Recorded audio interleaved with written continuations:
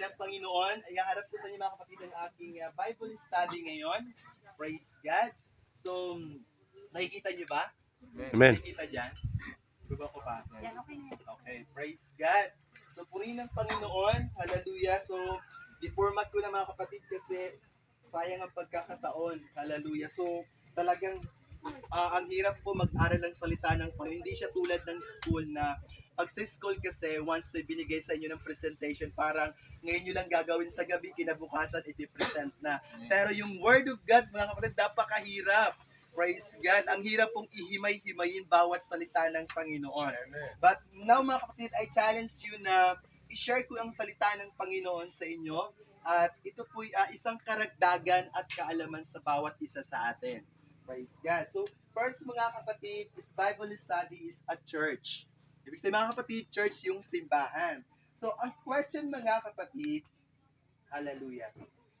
Yan. What is a church? So, ang church po ay hindi para nag-church ka, iyak-iyak ka doon, no? Parang iyak-iyak ka doon sa kawaya, paglabas, okay na, di ba? Mga ganun na, no.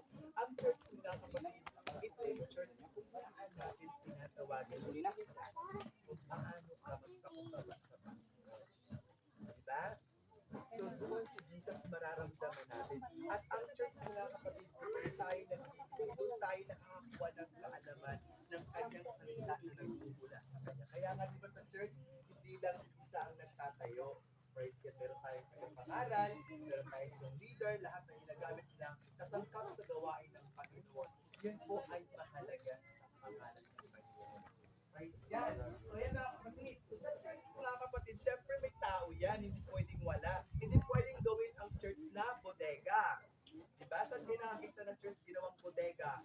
Diba? Wala mga kapatid. So lahat na nasa loob ng church, yun po ay buhay na kaluluwa na siyang nagtatawag sa Panginoon. Amen po ba? Palakpakan natin sa Jesus.